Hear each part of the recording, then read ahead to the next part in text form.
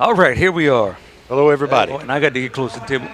Yep, and they're drawing for some stuff in the background of the exhibit hall, so it sounds like they're right on top of us, but they're really not. So, yeah. So now that the convention hall is clearing out, you can really hear our speakers, and every time we were. yeah, right. Yeah. So right now, I think we're battling Jamie Helms on the mic. Yep, that's what it sounds like.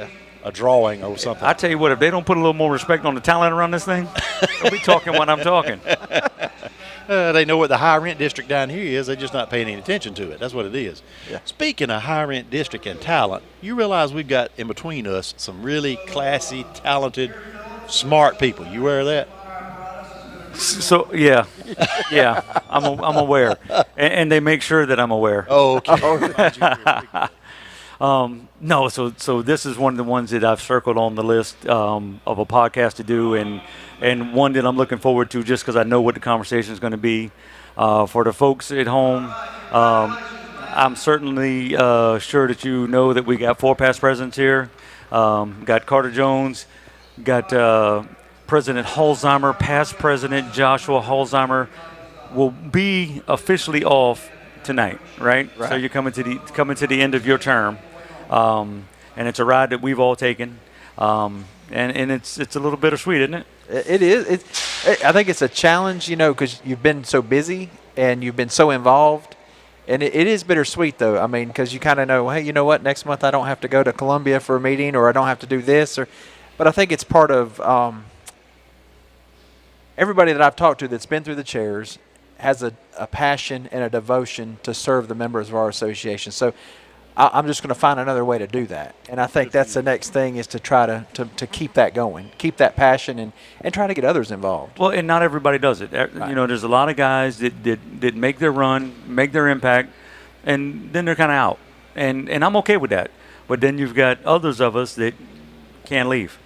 And talking about guys that have continued after his presidency to contribute and be a part of what's going on and kind of drive the fire service is my main man, Carter Jones. I think in the 58 years I've been involved with the fire service, I've missed 3 conferences. So it's always exciting to be here, but it's even more meaningful for me to still be somewhat involved in the associations, the friendships.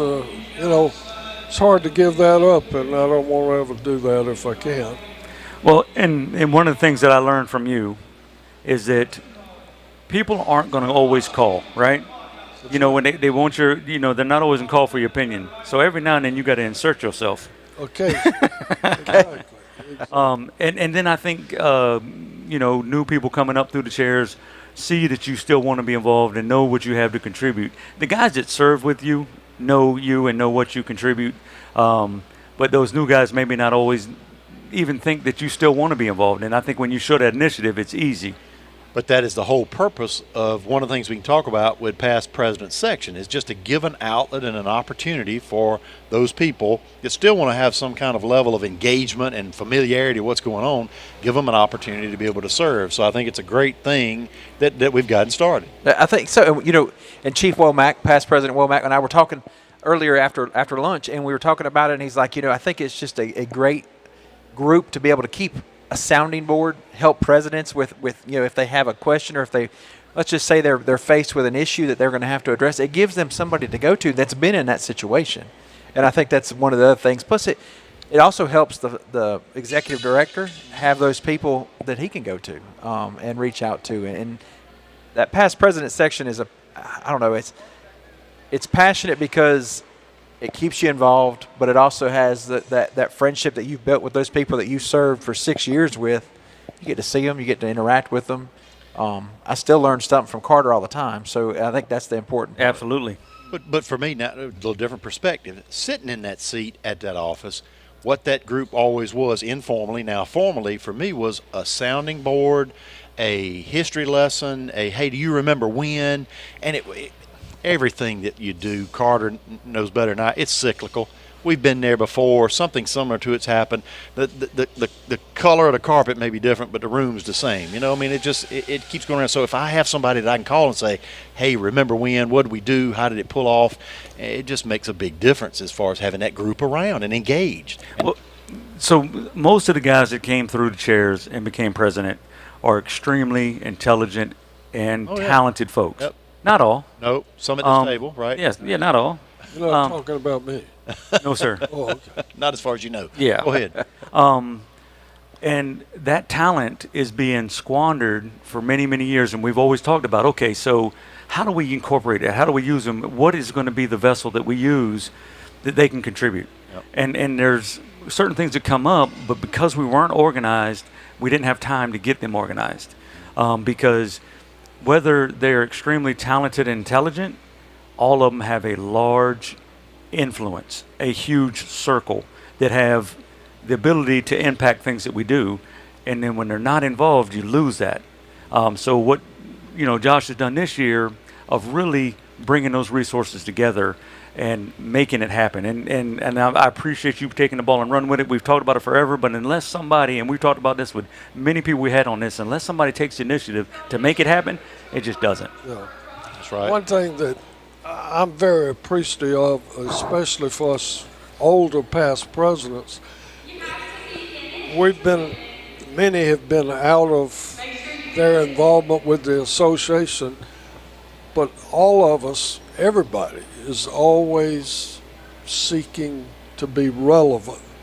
And bringing us older ones on, the past president, just provides a little level of relevance and productivity that you're still interested in, maybe our ideas or our experiences. So it's a big deal for us older ones. All right, I got a question for you. Go ahead. You know the answer to this, and so it's just interesting to me. Which president still living was the earliest serving, has been past president the longest, is the farthest back? That would be Bobby Baker from Sumter. Right. And then it would be myself.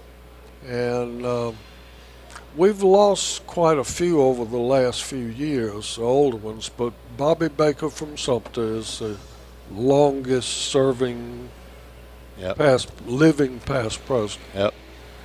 And so then to follow up with that one, Josh, is who was the oldest? That would be Tommy Livingston, correct? Tommy, exactly. Yes, and from Hartsville. Right. Yes, and he was 88 at that. Wasn't it 88? He said somewhere in there. And I'm gonna tell you, it was a spry 88. Yeah. Yes, sir. Absolutely. Yes, and I think that's that meeting we had in Manning and seeing them and seeing how excited they were about that group getting together, and connecting with people that they haven't seen in a while, was quite humbling to me. Or never knew. Right. Yeah. Exactly. Right. Well, so it's always amazing to me is that it's a big deal to walk away from your fire department and retire. And to me, you lose a lot when that happens. You have to. And I think a lot of guys hang on because of that fear. But at the same time that happens, you also disconnect from the association that you invested so much in as a president. And you don't have as many opportunities to be with that crowd and that group and those people. So that's just like another void. So I think when you retire, it's almost like two giant voids that you have to fill. And now that we have this, at least we can kind of, you're not going to, deplete the void, but you give them something to be relevant, to be a contributor, to talk. Because Chief Livingston was eager to share. Oh, yeah, right. Like he'd been sitting on this information for a while. And where y'all boys been at? Right. Let me give you this. And it's fascinating when you ask, and we've done that before, what happened during your presidency? What were some of the issues what's the big thing that happened when you filled that role? And it's just fascinating to hear some of those stories and some of the battles and some of the things that went before us that set the stage for doing what we're doing now and A to Z, everything that's part of the association. Yeah. And and I think one of those situations that one of our past presidents has dealt with, but now you look at the Bible that we sign at Transfer Command and how that situation brought that to our history. Right. Right. To be able to tie in those people together now under one common banner like that is pretty awesome. I think so. Well, so it's a small and elite group. I'll say that that know exactly how it feels to be the president and how proud you are to be the president of 17,000 members of the state's fire service. And there's not a bunch of guys that can share that conversation and understand. I got 2 past presidents sitting in the audience right now that know what it was like to be president. If you haven't been, you can talk about it, but you didn't do it. And that's not good or bad, but I can talk to Joe, I can talk to Josh, I can talk to Carter, I can talk to Charlie and Kyle. They were there. You did it. And to me, that's a special group because of that. Just everybody doesn't have that experience. And then I can appreciate what they had to go through and respect them for what they had to go through and what you accomplished. Because when I look back on it, and if you ask Will Vinay, okay, as president, what did you accomplish? I have very little memories of that. But I know what we accomplished from the time I came in until I was off as past president, what we did as a group, and that's the important part. Sure. I think, I'm sorry. No, after you. I think that's the exactly point, because you think about it is when I came on, and then what we've accomplished legislatively, what our members are getting now that they didn't get when I started in 2018, what we worked to build relationships to make things better, and now we've got from the start to finish, you've got the cancer bill now covers all firefighters that work in our state, whether they live here or they don't. That is all covered now. And I think that's what you think about everything you work together to accomplish. It's not one person. It's not 1 year. It's what you work together. So I think what's lost in all that, as you look back over the years, is what fire departments or members don't realize, the fight for things they didn't lose. Things that were settled that we had to fight for just to keep. So it's easy to put those things out there that you accomplished, but there was some, knuckling up on things just to keep. That other places, people, agencies wanted to get their hands on or wanted to take from us. And there was some tough battles, whether it be legislative or different ways that we had to just maintain our own. Some tough fights. Oh, absolutely. Hey, talking about the gathering we had in Manning, Chief Francis Richburg was there. And so very few of our members realize that we have had a female as a president, and to hear her to be able to share her accomplishments during that time that she served on the executive committee. For example, I've seen a number of service dogs in here today. Right. Few people know that she was the first arson canine handler in the state. And she had to go before the House of Representatives, the Senate, in order to get a service dog amendment to allow dogs in public places, to stay in hotels, to ride on public transportation. But it was Chief Richburg, past president, who did that. Yep. Well, to me, she's always had a super impressive career. And, there's a lot, and you can go down the list of first female this, first female that. But she was president mid-90s, early 90s? 97. 97. And we haven't had a female since. But so in all accounts, that's before my time, just a great leader. Yeah. Oh, yeah. In the stories that I've heard about Chief Richburg, just a great leader. That's right.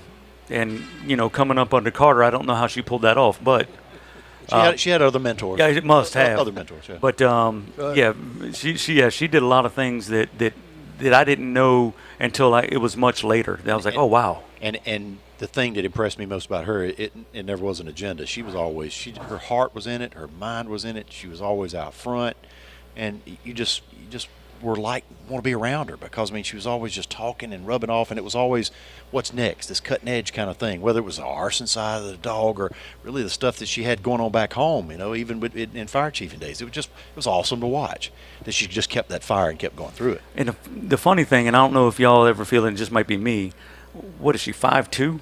Yeah, right. But she walked around like 6'3". When she was around, she's in a Right. room. It's like she's 6'2". You know, Right. it's like, and she didn't, blow out her chest or demand respect. Yeah. You gave it to her. Right. And it's just the way she carried herself and those things. And I thought about that when we were in Manning because she's small, tiny. I mean, And tough as nails. She's Yeah. out west riding horses and everything else, so she's tough as nails to begin with. So, yeah. And I was like, did she really shrink 1.5 feet, or did I just see her as that tall when she was, That's a good way to put it. So I've seen her at, a number of spectacular fires, and we would have to stop her on the fourth air bottle. Uh-huh. She'd already used 3, wanted to go back in. She would embarrass any man fighting a fire. Who was the first president you remember when you first came to conferences and things like that? Who was president when you first started getting involved? Lincoln. Yeah. Oh, Washington. Oh, you mean Washington. President Association? Oh, I'm sorry. Right. Okay. It's been nice. Gosh, not Bo Gilreath, probably Chief Walsh from Yeah. Greenwood. Yep, that's right. And gosh, it just goes on and on. Yep. We've had 75, 76 presidents over our 119 years, and I've known 65 or 66 or have worked with them or known them. And it's been such a delight to be able to remember some of those occasions. And I've been blessed. Yep. I've been blessed. But, and it hasn't all been peaches and cream. There have been struggles and conflicts and disagreements. Yep. And there was a time that there was a battle between the upstate and the lower state. If you endorsed a concept or a bill or a proposal on the north end, you could rest assured the south end would fight you. Yep. And bringing those people together to work, that's been a challenge over the years, but I'm grateful for the unity we have now. It's great. You also, now this is a little bit of a change of gears, but it got me thinking, you have also known all of the executive directors. Yes. Yep. I worked with David Gillen, the first one, when he was part-time. And I was involved when he left with the transition to Bobby Colvin, with our first legislative agent, Richard Mincy. And so it's been neat. It's been a neat ride. Absolutely.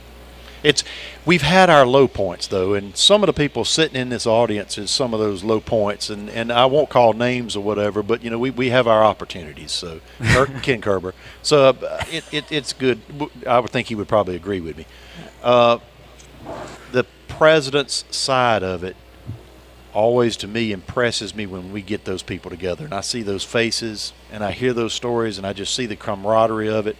It's just so neat to be around those people, because so many of them, as I was starting, I didn't have the fortune of knowing all the ones that you did, obviously, but they were just icons. At the time, there were people that really were just setting the world on fire. And I've even said recently that, sometimes I hear myself saying things that they would have said, and it's kind of scary. It's like hearing your dad in your voice kind of thing. And but it's just cool to be around those people, because there was a time when I first joined, you could see these people that were talking or fighting. And we used to do a lot of struggling at this conference, and a lot of that was the past presidents, and they didn't mind speaking their mind about things, and it was interesting to watch. I'm glad we don't have to live still through some of those times, but those were people I said, like, yeah, I want to be like that. I want to be one of those people, and it's just cool now to to see. Well, and I don't know if every past president feels this way. I know I did, because you have so much respect for the guys that come before you, and they leave such big shoes to fill. As you come to the end of your term, there's no way to finish up and ask yourself, did I measure up? Did I measure up? Because you don't want to let those guys down. And, that's a big motivator in my life anyway, is not letting my people down. But like you said, some of those guys that came before me were iconic. And just the job that they did and the fights that they fought. And, did I measure up? 4 or 5 of the past presidents sitting right around this little area right here, I have warned, and I've said it to him, and he mentioned it a while ago. When you get through it tonight, it feels different. It feels weird. It feels different. Because you have considered yourself for 6 years, maybe more if you were on committees, as part of not only your personal professional development, but the development of the history of the profession of the fire service in this state and beyond. And have that switch is scary. Have that thing switched. And so the purpose of past president's section maybe to help, because and it's coming to you, boss, right. If it ain't already started, to have that outlet to be able to still have some level of involvement. The challenge I think we've got to make sure is the people coming behind you, the future past presidents, have got to stay engaged and keep that group active, even if it's just emails or whatever the case may be, to keep that group going. You're exactly right. We got to keep it. And, I think about it, we talked about it today at lunch with the legacy. That brick, each person's going to bring a brick to this. And we talked about bricks a lot this week, but keeping those going and keeping keeping the mortar hot and putting together the bricks to make things better for the future. We're obviously at fire rescue. We're coming down to the end of it now. What was this? This is 119, is it? 119. 119, coming down to the end of it. So here's my question that we've all got to answer. In Carter, the 119 of these things that you've been to, what's been the biggest impact, influence, change, however you want to paint this, that you've seen when you've come to fire rescues? What's been the biggest, the new thing, the change, the thing that's excited you the most, the thing that you went wow, or the thing that you're most proud of that's maybe changed since the first time you came? You looking at me? Well, all three of them. I think for me, of course, these shiny trucks and all of the appliances, rescue tools, it's just overwhelming. I look at that command center back there, it's just amazing. But aside from the fire apparatus and all the shiny things, the focus on training, He stole my networking, answer. Should not have let him answer first. that to me is a big deal. Back when I started, we offered some training programs, and we brought in some large names as instructors. But the numbers in the classes this year are really astounding, and it's due to the hard work of staff and everybody involved. I just realized that when I was coming along, that kind of training was not available. And so I was executive committee when we instituted the T&E money. That really was the impetus of most of the things we did becoming training and education, as opposed to just fraternal or get together or sit in a big room and have a good time kind of thing. It changed everything. And that was a painful thing to when we did T&E. There was a lot of people who were really unhappy. And in that big room, there was some heated debate by some past presidents. That's true. Okay? That is true. And we did that with much pain, but it changed, Carter, just like you said. Oh, it did. Everything we did, because it became less of that good time. The boys are back in town, because that was in the late 70s, early 80s. That was one of the T-shirts. That was the logo. The boys are back in town. We got rid of that stuff, and it became a training and education conference. I think one of the biggest things is the fact that those rooms this week were full. Yep. We had to turn people away. But the thing that makes my heart the proudest, I think, is the fact that those instructors are from our state. A lot of them. Now, we bring in outside town. There's no problem. But you think about those instructors that are here and teaching in our conference that are homegrown.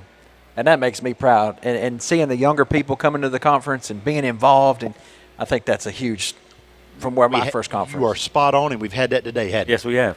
So all the ones we've had sitting up here today, young, new people, energetic, hadn't been around all that long. Sure. All the ones we've had here today have fit that bill, and are rock stars. Until now. Until now, sorry. Are rock stars. All right, that's 4. I'm not sure we can keep going with him. He's going to sue us. because we got him on video and he can prove it. Yeah, So that's a problem. And you're on camera, so that'll That's what I'm show up saying. good in court. But you think about the number. He's right, because the number of people that we're sitting here today, every one of them were relatively new people or had a beginning around this thing and just future rock stars. It's a good point. So I guess the biggest change that I've seen since, I think my first one might have been 99. And the guy that I was with, and I would never call his name, but he was wearing a pager 3 hours away from home and cut off blue jeans, and we're walking around, and I look at everybody else, and I felt like we didn't belong. So we went and rode go-karts. They had classes, and Chief Klein wasn't my chief then, and he was trying to talk us into go to classes, and I was like, I don't think this guy's ready to go into class. So we went and rode go-karts while classes were going on. So the biggest change from that atmosphere, and as the conference began to just kind of evolve into a mini FDIC feel, right? And so I want to say that at that point, my first conference, it was like South Carolina Fire Service didn't feel like we deserved something that grand. Interesting. And you build it, they will come, right? And so then we turned it into a great vision of what it should be. And then I think that's when I saw the focus on train and start. The exhibit hall became just outrageous, and everything going on. So it was like we gave the State Fire Service an image of who we are. And sometimes I don't know if we still believe it, because I think young guys are a little spoiled to what they have because they're not going to conferences in other states. But what we do here is special, and is as good as it gets. And I think South Carolina Fire Service is as good as it gets. The challenge to make sure that that continue to be appreciated is that we don't rest on our laurels. The challenge of the people that are coming up behind us, behind you, behind all of us, was and is how do we keep it relevant, your word, to the next generation of folks coming? Because these people we had sitting up here with us today were on fire. So how do we let them take their fire and change or alter or set the future for what's going on outside this booth? And I think that's the mindset of the executive committee, just about on everything that we do or a part of, is nobody's looking to do it the same way. Every year you're looking to do it better. I mean, just something as small as this podcast we provide. So last year we were in a different location in a box, much better. Yeah. And I imagine next year is going to get much better. Well, so if it happens like that for the podcast, then it's going to happen like that for the classes. Okay, what did we enjoy? How can we make it better? I don't hear anybody around that table when I go visit saying, okay, how can we do it the same? Nobody's asking that. How can we make it better? And I think if that remains our focus with everything we do for the membership, then we're not resting on our laurels, then we are going to do right. Now, do we fall short sometimes? Absolutely. Have we made decisions that we thought were going to be better and aren't? Yeah. But it ain't going to stop us from trying. Yeah.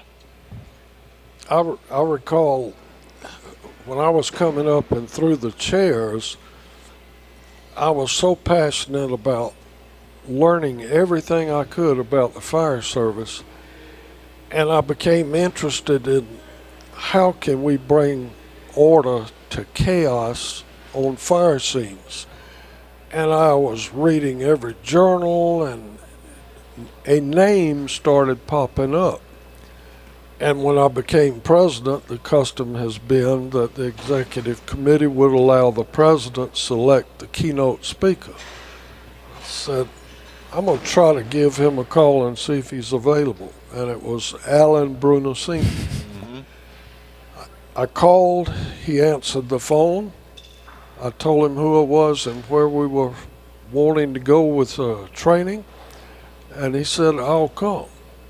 And he cut us a deal on his honorarium. I could not believe the excitement on those attendees. Something fresh, bringing order to chaos, managing incidents. And for me to look back, that was a beginning of exciting presentations, local, out of state. I think about Paul Combs, Mike Galliano.